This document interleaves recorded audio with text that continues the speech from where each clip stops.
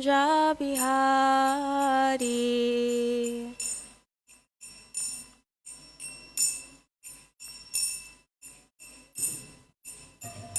Jaya Radha Madhava Kunja Bihari.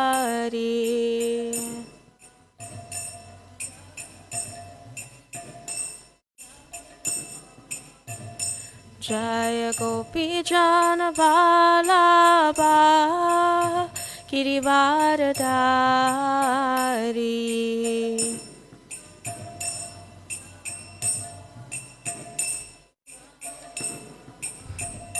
Jaya Gopi Jana Vallabha Girivardhari.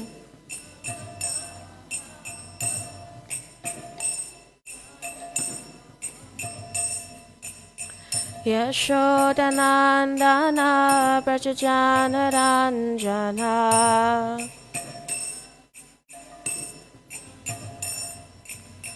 Yashodanandana Brajajana Ranjana.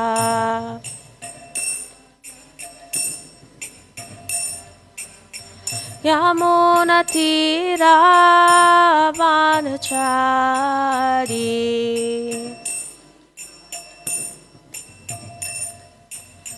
Yamunatira Vanachari.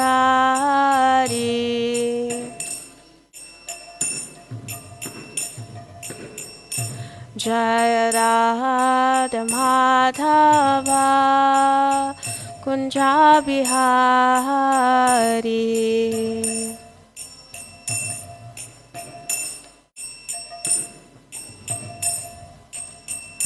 Jaya Radha Madhava Kunja Bihari.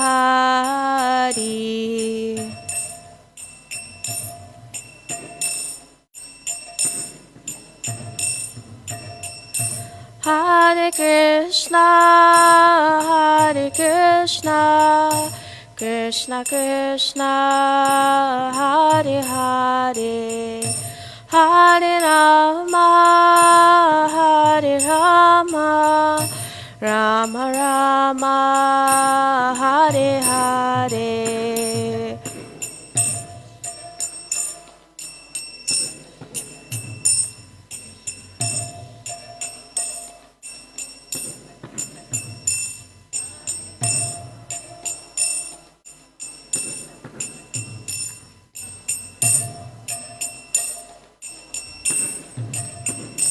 Hare Krishna, Hare Krishna, Krishna Krishna, Hare Hare, Hare Rama, Hare Rama, Rama Rama, Hare Hare.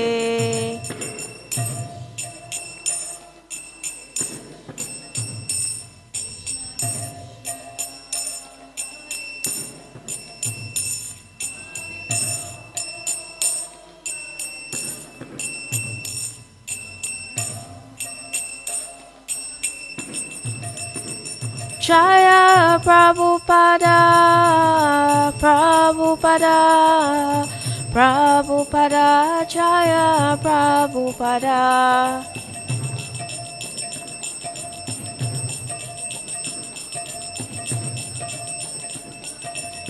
Jaya Jaya Prabhupada, Prabhupada, Prabhupada, Jaya Jaya Prabhupada.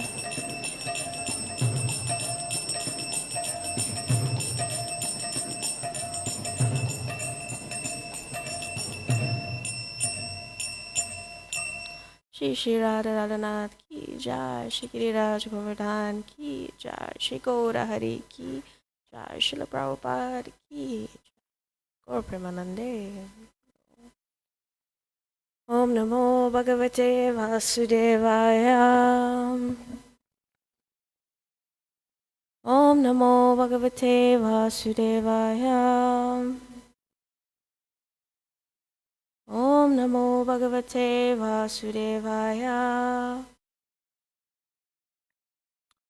Narayanam namaskritya naranchaivam narottamam devim saraswatim vyasam tato jayam udirayat shunvata swagata krishna punya shravana kirtanaha vidyantas tohi abhadrani vidunoti suritsatam nashtaprayeshu abhatreshu nityam bhagavata sevaya bhagavati uttama shlokir bhaktir bhavati naishtiki. Hare Krishna.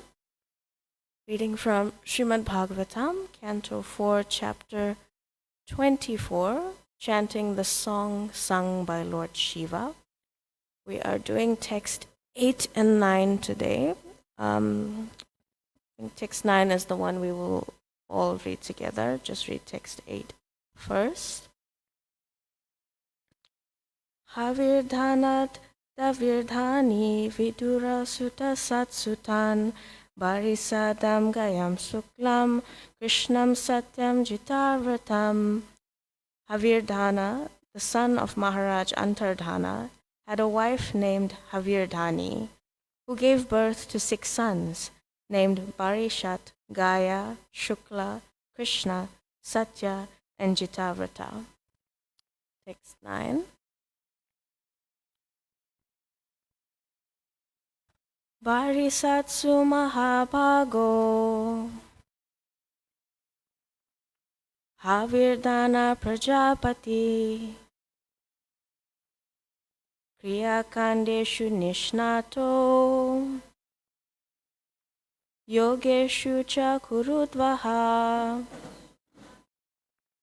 Barishatsu Mahabhago Havirdhana Prajapati Kriyakandeshu Nishnato Yogeshu Cha Kurudvaha. Barishatsu Mahabhago Havirdhana Prajapati Kriyakandeshu Nishnato Yogeshu Cha Kurudvaha.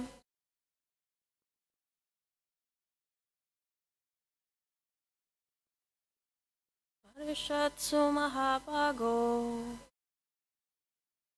Havirdhane Prajapati Kriyakandeshu Nishnato Yogeshu Cha Kurudvaha. Barishatsu Mahabhago Havirdhane Prajapati Kriyakandeshu Nishnato Yogeshu Cha Kurudvaha. Barhishat, of the name Barhishat. Sumahabhaga, very fortunate. Havirdhana, of the name Havirdhani. Prajapati, the post of Prajapati. Kriyakandeshu, in the matter of fruitive activities. Nishnataha, being merged in. Yogeshu, in mystic yoga practices. Cha, also. Kuru Udvaha, O best of the Kurus Vidura. Translation. The great sage Maitreya continued, My dear Vidura, Havirdhana's very powerful son, named Barishat, was very expert in performing various kinds of fruitive sacrifices, and he was also expert in the practice of mystic yoga. By his great qualifications, he became known as Prajapati. Please repeat. The great sage Maitreya continued, My dear Vidura, Havirdhana's very powerful son, named Barishat, was very expert in performing various kinds of fruitive sacrifices. And he was also expert in the practice of mystic yoga. By his great qualifications, he became known as Prajapati. Purport by His Divine Grace, A.C. Bhaktivedanta Swami Srila Prabhupada. In the beginning of the creation, there were not many living entities, and consequently, the very powerful living entities or demigods were appointed as Prajapatis in order to beget children and increase the population. There are many Prajapatis. Brahma, Daksha, and Manu are sometimes known as Prajapatis, and Barishat, the son of Havirdana, became one of them. Om Jnanatimirandasya Jnananjana Shalakaya Chakshur Unmilitam Mena Tasmai Shri Gurave Namaha. Nama Om Vishnupadaya Krishna Prastaya Bhutale Srimati Bhaktivedanta Swaminiti Namine. Namaste Saraswati Devi Gauravani Pracharine Nirvishesha Shunyavadi Paschatya Deshatarine. Jai Shri Krishna Chaitanya Prabhu Nityananda Shri Advaita Gadadhar Shivasari Gaura Bhaktavinda.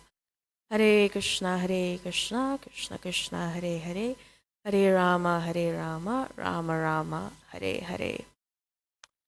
Barhishatsu Mahabhago Havirdhana Prajapati Kriya Kandeshu Nishnato Yogeshu Cha Kurudvaha. The great sage Maitreya continued, My dear Vidura, Havirdhana's very powerful son named Barhishat was very expert in performing various kinds of fruitive sacrifices, and he was also expert in the practice of mystic yoga. By his great qualifications, he became known as Prajapati. Hare Krishna. Thank you for the opportunity to speak something on this verse today.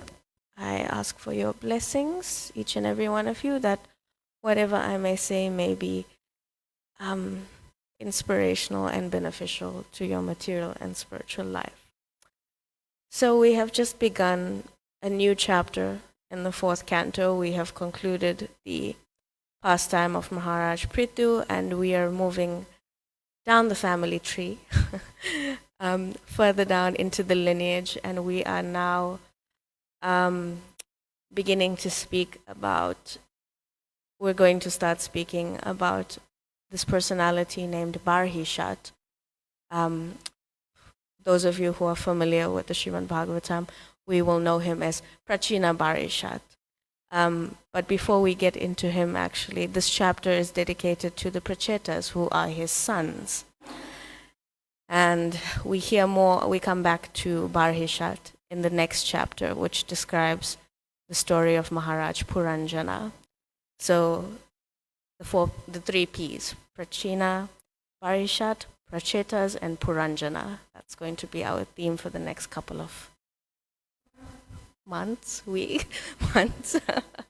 Right? So we see Barhishat, through his, if we could say, external or material qualification, being very expert in performing fruitive activities and the execution of mystic yoga, he was qualified then to become a Prajapati, or a progenitor of the universe. But as we will see later on, Barhishat becomes so entangled or so caught up in his duties and so materially entrenched that he forgets about the spiritual side of things. So naturally, Narada Muni has to come and then have a chat with him and drag him out of his consciousness. And while he's speaking to Narada Muni, his sons, the Prachetas, are undergoing their austerity. So basically, Maharaj Barishat becomes a Prajapati and he has 10 sons. And, it's the family business.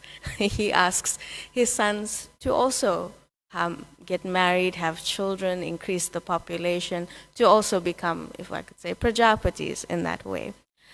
But his sons feel that they need to qualify themselves first in order to do this. So they go and they go underwater for 10,000 years and meditate. They feel that is the appropriate means of qualification. But along the way to do that, they meet Lord Shiva. And that's where this chapter is taking us in the next few verses. The Prachetas meet Lord Shiva, and he converses with them, and he shares with them something that Lord Brahma, a series of prayers that Lord Brahma shared with him. It's called the Rudra Gita, obviously, because it's the song sung by Lord Shiva. And it's a selection of very beautiful prayers. They begin with glorifying aspects of the Lord, and they culminate in highlighting the super excellence of devotional service or bhakti. In preparation, I was reading a little bit. Keshav Swami has compiled a sort of a summary study of the Srimad Bhagavatam. So I was just reading a bit about what he said on the 4th canto. And he likes these acronyms for everything. So the 4th canto, the acronym is SKIP. SKIP. Shiva and Sati. Kingly desires, that was Dhruva. Intellectual leadership, Prithu. And now Prachina Barisat, the Prachetas, and Puranjana. SKIP.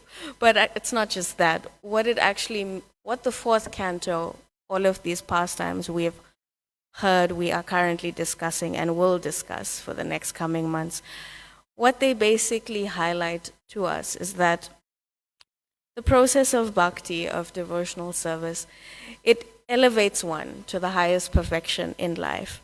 But through the practice of bhakti, it allows us to skip over all of the other arduous practices that are usually prescribed for purification. All of these ritualistic practices and these yogas and this and that, we can skip over all of that simply through the process of sincere devotional service. Not only that, but bhakti is a very empowering process which allows us, through our practice and our consciousness, to skip over obstacles in life in that way. And we see also the example of Dhruva, and as we will see with Maharaj Barishat, both of them actually gained such a depth of spiritual knowledge from Narada Muni regarding the practice of bhakti that they can skip over everything in life and just skip towards perfection very easily through that assistance. So that was just a general thing for the 4th canto. But coming back to today's 2 verses, so text 8. Havirdana, the son of Maharaj Antardana, had a wife named Havirdani, who gave birth to 6 sons, named Barishat, Gaya, Shukla, Krishna, Satya, and Jitavrata. So just as we've been doing, we're going through the lineage a little bit before getting into the actual discussion or pastime. So Havirdana and his wife is Havirdani. Someone was giving a class on this verse and they said her name it's Havirdana and Havirdani, like in the modern sense when 2 people get married, sometimes you could refer to them as Mr. and Mrs. John Smith. It's the same name for both of them. So Havirdana and Havirdani indicates that they are married. And basically, why we're getting into the lineages and the family dynasties a little bit, we can see actually through time immemorial how Vedic culture is being passed down from one generation to the next, how Dharma carries on in this way. Because, Maharaj Antardana is the son of Maharaj Prithu, and we've been glorifying him and his qualities. So yes, it's carrying down through the generations. And how the family lineage is not just to pass on dharma or culture, but also to pass down spiritual practice.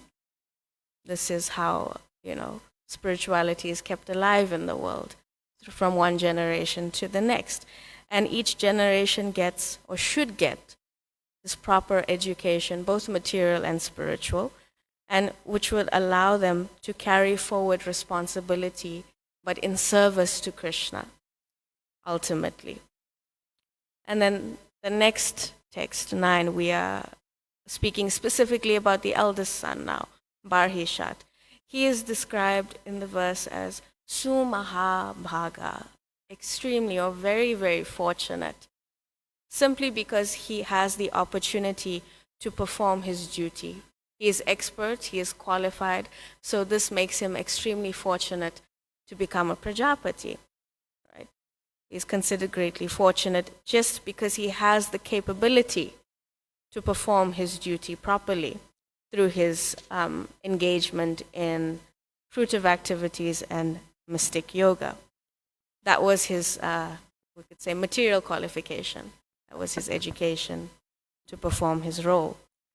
So we know Prajapati. Prajapati means progenitor. And basically, their role in the universe is to expand the population. Prabhupada is saying in the purport that this is still in the beginning of creation, and there are not many living entities in the world. So the Prajapatis are there to populate the entire universe. But not just, have as many children as you can and that's it. That is, in the Bhagavad Gita, Krishna or Arjuna talks about Varna Shankara, the unwanted population. This is not that. This is the total opposite of that. Having children for a purpose, in that sense. Not just expanding the population like willy-nilly, but to just expand culture and dharma and responsibility and duty. But ultimately, to raise a population that is geared towards spiritualization and liberation.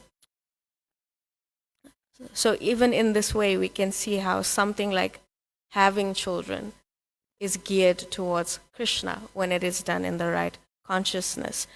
Because you are meant to have children, but you are meant to also be able to lead them towards self-realization. We know that in the 5th canto, we'll come to that in a few years, I guess, the pastime of Maharaj Rishabdev, and he is speaking to his sons, and he says that very famous verse that we quote very often, that one should not become a parent, should not become a teacher, should not become a leader, unless they are capable of delivering their dependents from birth and death. So this applies to the Prajapatis as well, They're tasked with expanding the population of the universe, but also with ensuring that their progeny lead a life that is geared towards self-realization. And we've just come out of the description of Maharaj Prithu, the ideal king. And he's shown through his great example that the duty of a king or a leader, how he served his citizens by leading them towards self-realization in this way. So we see this concept of, if we could say, birth and death from either the Prajapati, or we know the concept of birth from your parents. That's seminal birth, one kind of birth. But more than that, for a spiritual practitioner, there is another kind of birth, the birth we take when we take shelter of a spiritual master. And we know, as far as that goes, that is more important or more significant. That is our real birth, because it awakens our spiritual understanding of life and sets us on that path towards self-realization and the execution of devotional service.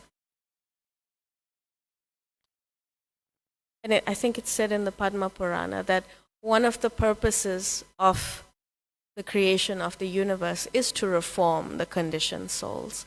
So it's not just that the Prajapatis are there and they populate the entire universe and that's that, you're just stuck here forever. No, we're meant to be here for a specific amount of time only. It's temporary. There's somewhere else where the conditioned soul has to eventually elevate themselves to. And our existence in this universe is for that reformatory process. So the Prajapatis also are meant to see to that. So Maharaj Barhishat, we were talking about his expertise, and he's described as being expert in Kriya Kandeshu, fruitive activity, ritualistic performances, and also Yogeshu, mystic yoga. That could be like, Ashtanga yoga, Hatha yoga. When you perform these different types of yogas, you get all of these siddhis and powers and mysticism and things. But as we go on and continue reading about the life of Maharaja Parishat, we see that yes, at this stage he is considered expert because of his engagement in fruitive activities and mystic yoga. And yes, it qualifies him to be a Prajapati, but ultimately, what is his greatest achievement in life or his greatest qualification? It only comes much later when he is able to connect his engagements to the Lord, when he is able to change his consciousness and gear it towards the satisfaction of the Lord. And that is the ultimate yoga. Right? We know one meaning of the word yoga is connection, to connect things. And it's only when he opens his eyes, we could say, to his connection with Krishna, with Vishnu, where his life reaches its ultimate perfection. Because at this stage, as we will continue to read, his general activities and his engagement, they keep him bound or preoccupied in materialism. He's just so focused on his duty as a king, as a Prajapati, and what he has to do. And he just forgets about the bigger picture. And we know from the third chapter of the Bhagavad Gita, Krishna highlights that, work that is not connected to the Lord is just binding. It's just a form of bondage. But anything that is done, however so-called material to the eye, when it is done with the aim of pleasing the Supreme Personality of Godhead, it is the highest perfection. Krishna says that you simply have to think of him, right? Remember him through all your activities, and there's perfection to be found, right? In the first canto, second chapter, Shri Shri Radha Radhanath ki jai, Shri Giri Raj Govardhan ki jai, Shri Gaura Hari ki jai, Srila Prabhupada ki jai. In the first canto, second chapter of the Bhagavatam, Krishna says that the highest perfection that I can't remember if Krishna says it, but whoever is speaking at that point, they say that, the verse says that the highest perfection we can achieve in our life is simply to perform our duty with the aim of pleasing the Lord, with the aim of engaging everything in devotion. Simply through that simple change in consciousness, we can achieve the highest perfection there is to achieve in life.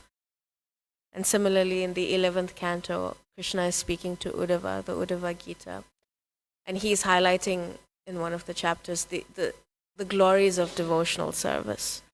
And Krishna is saying that everything that can be achieved by fruitive activities, by penance, by knowledge, by detachment, by mystic yoga, by charity, by religious duties, and all other means of perfecting life is easily achieved by my devotee through loving service unto me.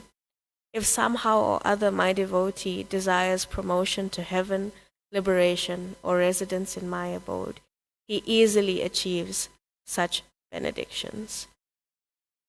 So, again, highlighting that skip analogy, that simply through the process of bhakti or devotional service, there's so much we can just jump over. Right? We're already very lazy in Kali Yuga. There's already so much we don't want to do. Krishna has made it so simple and so achievable for us. All he asks is that we engage in his devotional service, that we think of him, that we keep him in the forefront of our consciousness through everything we do, and we do everything as an offering unto him. And that in itself, that sincerity, is enough to raise us to perfection. Yeah. So then, earlier we were talking about the prachetas, right? And how we will see in the coming verses how Maharaj Barishat asks his son to also increase the population of the universe. And as I said, they said, no, okay, we need to think about this. We need 10,000 years and then we'll get back to you. So they feel that they need to do this to become qualified. But when we come to that part of the prachetas, we see actually They meditate for 10,000 years, and it's only after that, and after Lord Vishnu comes to them and instructs them, okay, I'm pleased with you, now you go and you do this, you increase the population of the universe. It's only at that point that they actually do it, right? That they marry, they procreate, and the description is that they become shining examples of bhakti in household life. Only after receiving the go-ahead from Krishna do they actually start doing that. And it got me thinking a bit about qualification, because today's verse is talking a bit about Barhishat's material qualifications, if I could say, or his external qualifications, which allowed him to become a Prajapati.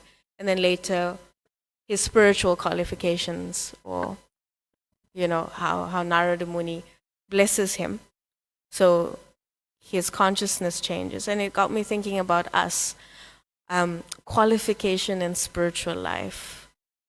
What does qualification mean for the devotee? What qualifies us to perform devotional service? And there's one morning class, one Srimad Bhagavatam class in Hawaii, Prabhupada is giving in 1969. And Prabhupada says in the class that if you want to love Krishna, there is no check. There is no check. The road is open. Simply you have to become sincere. That's all. Then Krishna will clear the way. Therefore, this Krishna consciousness movement is like this, that whatever qualification you have got, that is sufficient. You begin with that qualification. You try to serve Krishna with your qualification, because real qualification, your feeling of service, that is real qualification. So you develop that feeling, not your external qualification, beauty, wealth, knowledge, this, that. No. These things have no value. They are valuable if they are employed in Krishna's service. If you are a very rich man, if you employ your wealth in Krishna's service, that is qualification. So I thought that was very nice for the devotee, that it actually doesn't matter what you have. What matters is that you are interested in Krishna. And from any point, even if you have absolutely nothing at all, Krishna can work with that. Usually, you're applying for a job or something, there's all these prerequisites, we need a bachelor's degree in this and that, you need 5 years of experience in this field, you should have worked in such and such environment, for example, But spiritual life is so different that actually, even if you have nothing, that's even better, right? Because you come with nothing.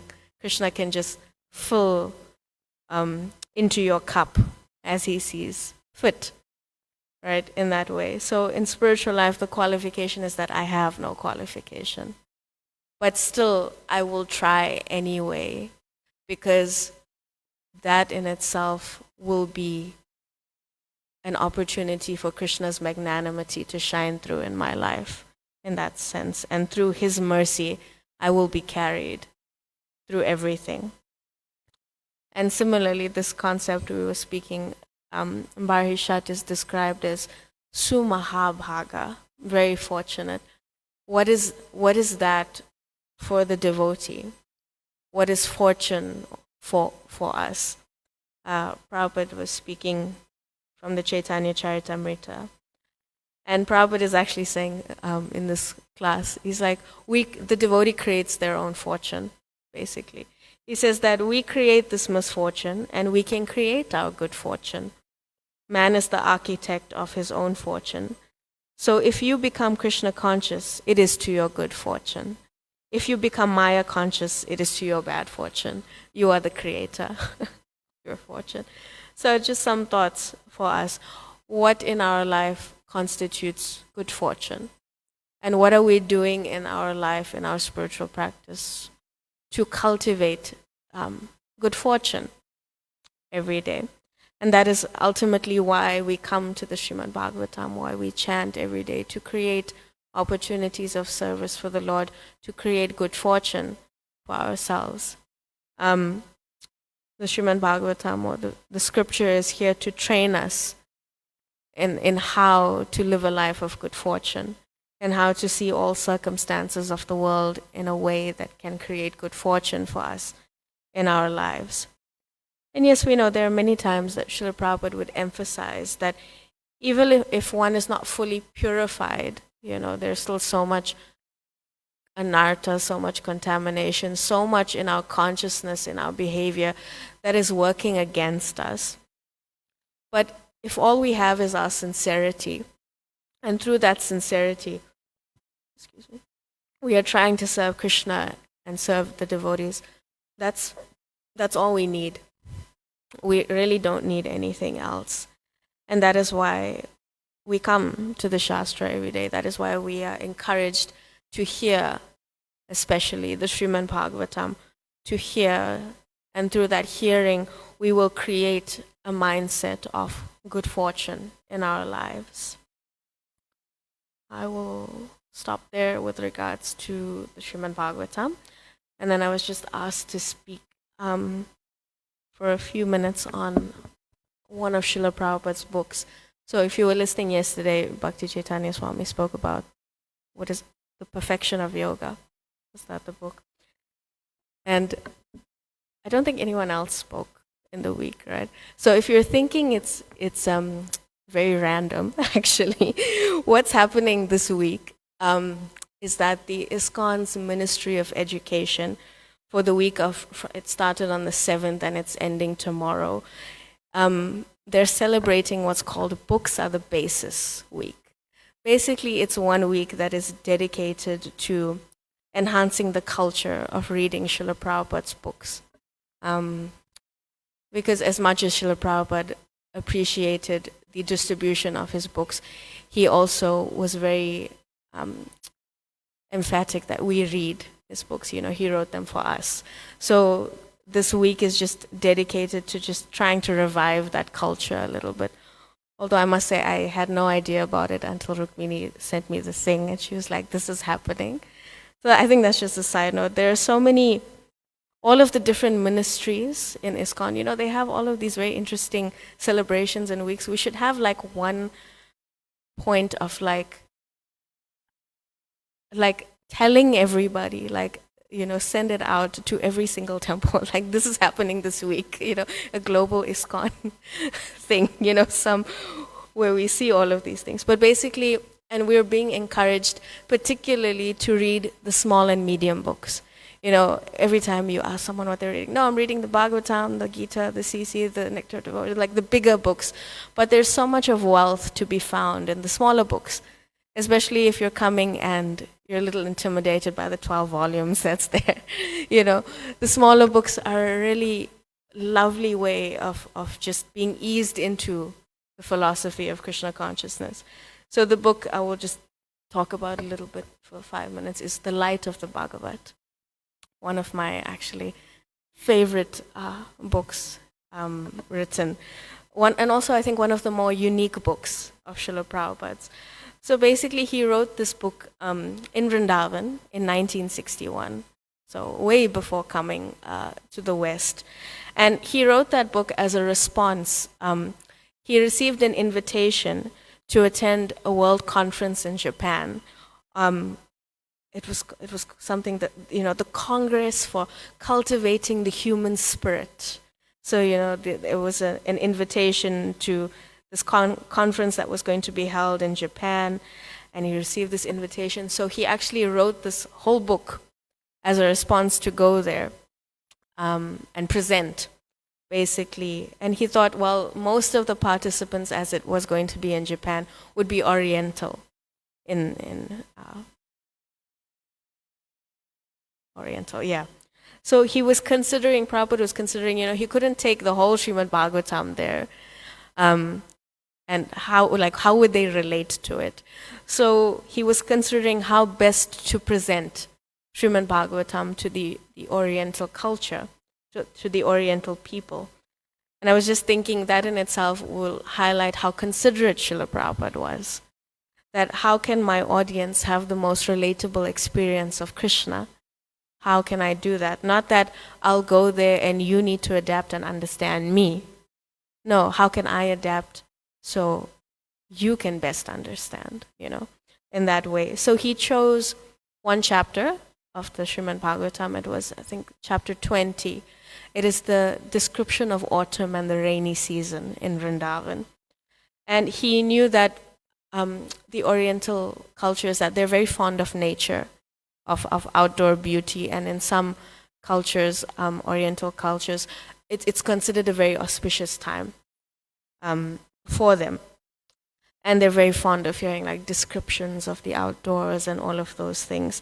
So Prabhupada took that chapter. There's, I think, 49 verses in that chapter, and he composed commentaries on, I think, 48 of them, or maybe he joined 2 of them. So he composed these 48 commentaries, and he wanted 48 illustrations, one for each verse. And he was, composing, but unfortunately, Prabhupada could not attend the conference. He was unable to raise the funds. So the invitation from the organizers, they advised that he would need to make his way there, and when he was there, they would cover the cost of when he was there.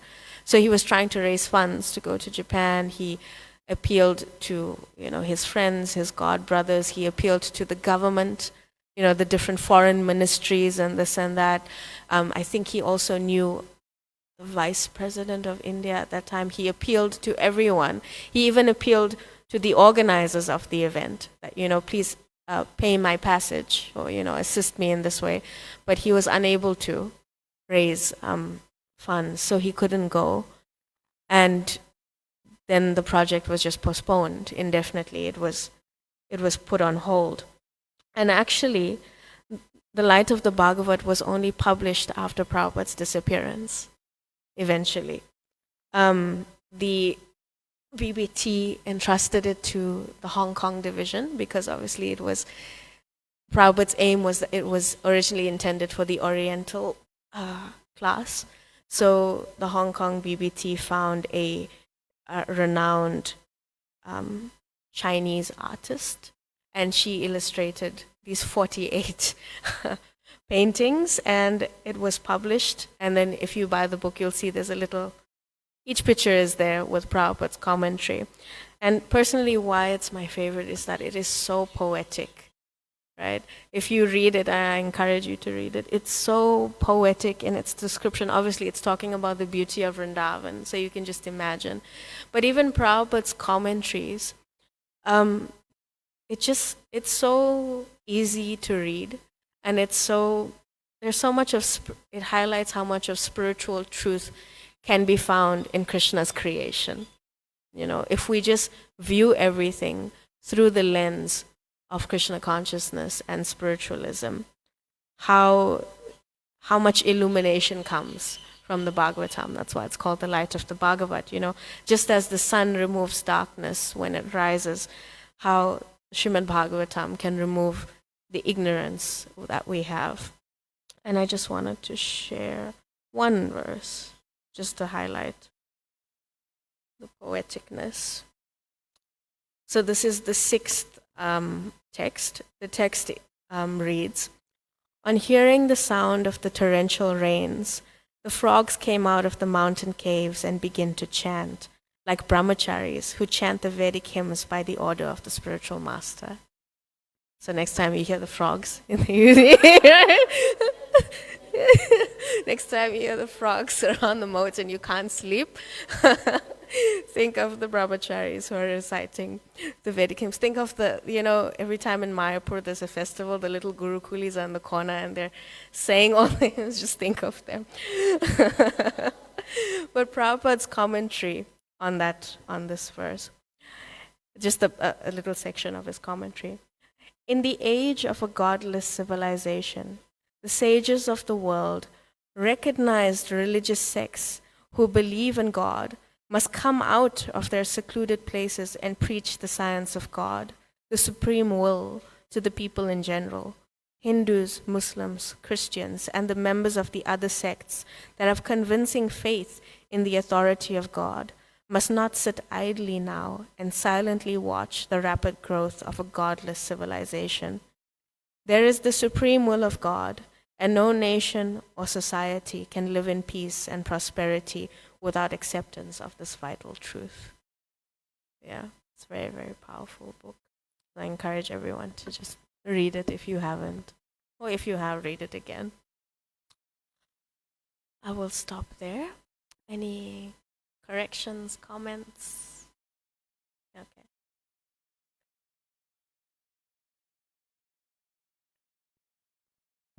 Hare Krishna. Hare Krishna. So in the you're talking like near to the end and stuff about service and purification and sincerity and I was just thinking this morning with the daily reading, it was, I don't know, I found it so discouraging actually. Like in the daily reading, Prabhupada says, if you have no love for Krishna, you cannot serve him very nicely. And Krishna also does not accept your service if it is not done in great love and affection. And I found that discouraging because I'm like, I don't have love, and is Krishna just not accepting anything I do, And but then you're also talking about service as purification, and if we're trying to be sincere. So how do we understand that contradiction? I think it speaks more to the consciousness behind what you're doing. Prabhupada was also speaking elsewhere when he was speaking about, qualification and how sincerity qualifies us. Prabhupada was also cautioning in another verse where he was, in another lecture, where he was saying that, if you are pushing your qualification because of your own pride, if you are using devotional service as the Madhurya Kadambini show,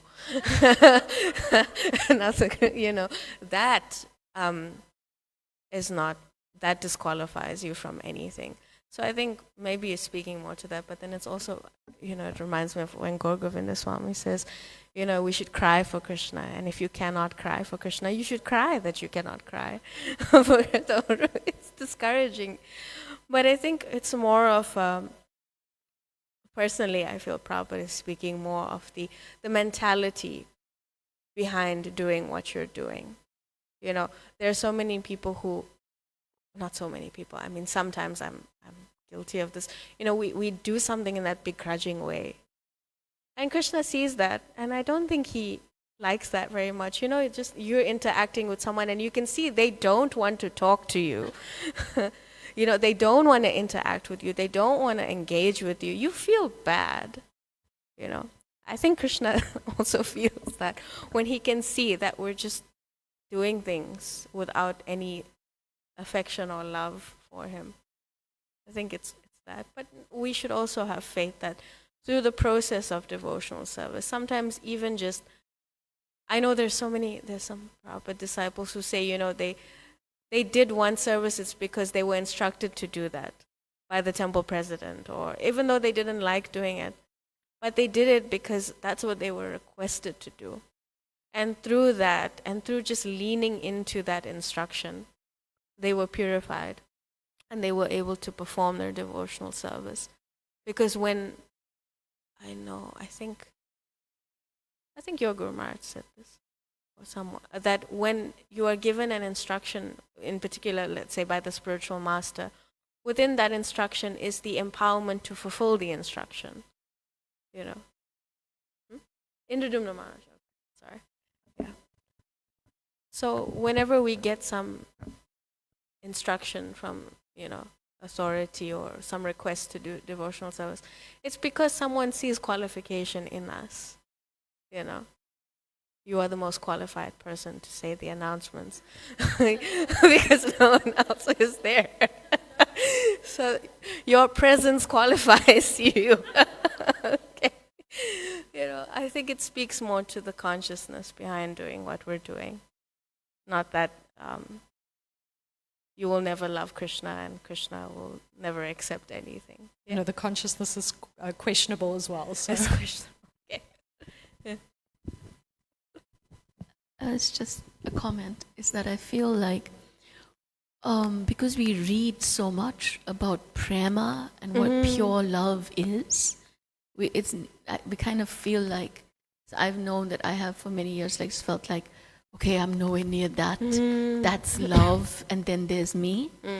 But and somehow in the process of bhakti, we become disqualified to love them. Yes. Because that love is so high.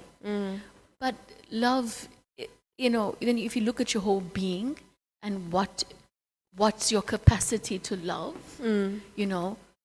just doing something is love. Yeah. That's love. There is this iota, itsy bitsy bit of love, because otherwise it just can't happen. To show up is love. To do your duty is love. Yeah. To say, Krishna, oh, you're so beautiful, I love you. It means whatever is there relative to me, it's love, and I just feel like Krishna, he can Achman the rest. Yeah. He'll purify the rest. And he takes that love. Yeah. He may not jump and go like, but maybe he does, I don't know. But like, that's also qualifies as love. Yeah. Showing up is love. That's a big thing. You can put your hand in your beard bag and you can say, oh my God, I have to do this again, but because I made a promise. And I think that's love. Keeping your promise is love. And Prabhupada, he was very adamant about that, you've made a commitment to me. Keeping your commitment is a sign of love to me.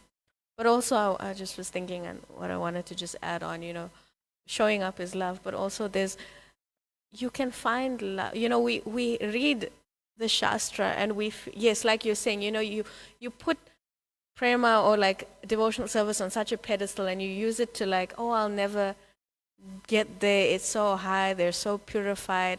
How can, when will the hairs of my body stand on end at the recitation of your name? And,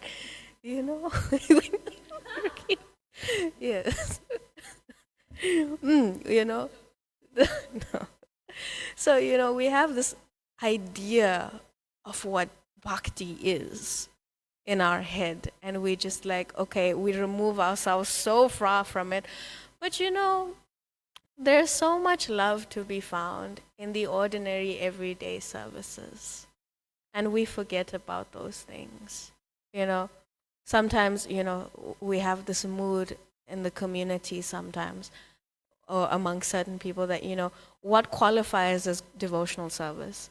You have those people who feel that, who only serve in the deity department, for example. You meet some of them, that because I cook for the Lord, I dress the Lord, or I make garlands, or there's something I do that's there, that's devotional service.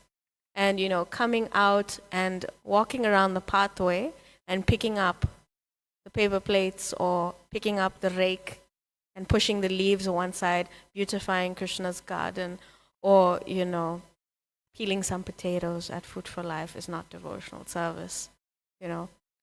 There's so much love that we can find if we do the everyday things. When the devotee says, hey, Prabhu, you have a minute, say yes for once.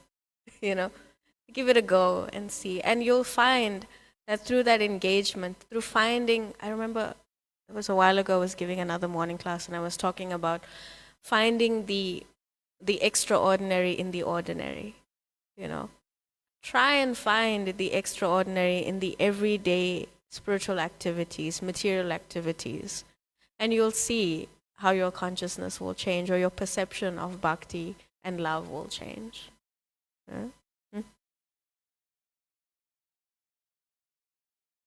Yeah.